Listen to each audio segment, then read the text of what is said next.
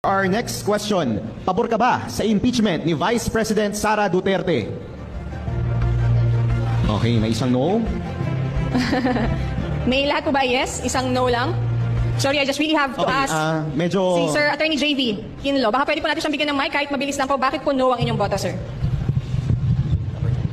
No.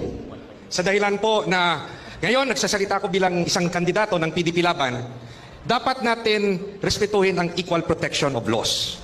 Bakit aatakihin lang si VP Sara at hindi natin pag-aralan at suriin ang confidential fund ng Pangulong Marcos at ng mga departamento na under kay Pangulong Marcos? Bakit si VP Sara lang? Hindi ba patas ang batas?